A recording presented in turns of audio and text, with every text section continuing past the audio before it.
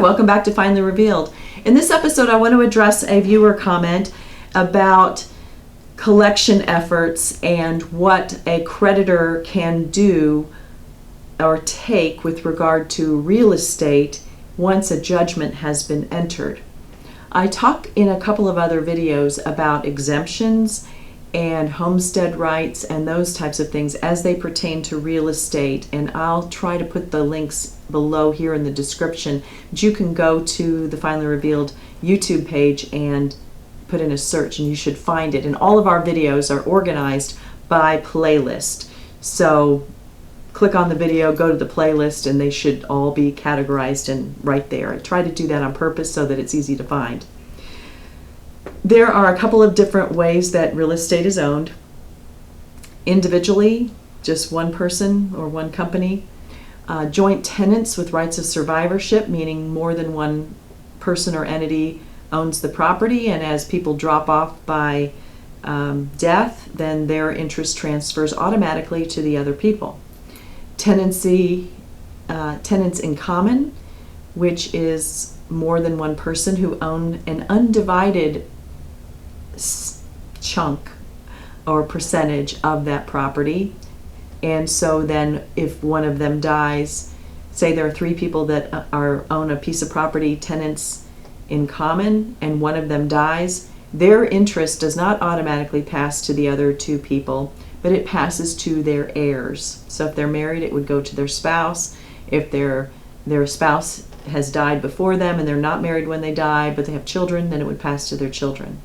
And it doesn't affect the interest of the other people. So then there's also tenancy by the entireties, which is married people who each own an undivided interest in the property, meaning that if one of them owes money and a creditor is trying to attach their property, they cannot attach any property that is owned tenancy by the entireties unless that other spouse also owes the obligation. So that property would not be able to be attached. Similarly, there are oil and gas interests. There are other types of property where there are multiple owners, and so you would only own a fraction of the property. It's going to depend upon what the mechanism is by which you own the property. It's not just that there are more than one person. You have to look at the deed, and you have to understand and get counsel about the way the property is owned together as to which one of these categories this property fits in. Then in addition, as to whether or not it's going to be, and the question really is, can the creditor get anything out of the real estate, and how difficult is it going to be to get it to that real estate, to sell it and then get money to pay on the debt? And they're going to be practical because they're going to have to pay lawyers to track it down, find it, do the documentation, go to court, get it attached. If there are multiple people involved, fight their way through, and then ultimately they have to look at it and say, what is this worth? Versus are there any exemptions that apply, and then how much is it going to cost to even get there? Is it even worth our time and trouble and money?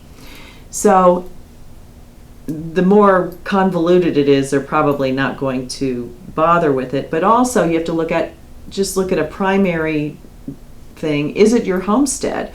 Is it where you live? What is the amount that you are allowed as an exemption for your homestead in your state? What is your interest, and not your interest gross, but your net interest, meaning if you have a $100,000 piece of property and you have a $75,000 mortgage, your interest in that property is $25,000 because $75,000 of it's pledged to the bank.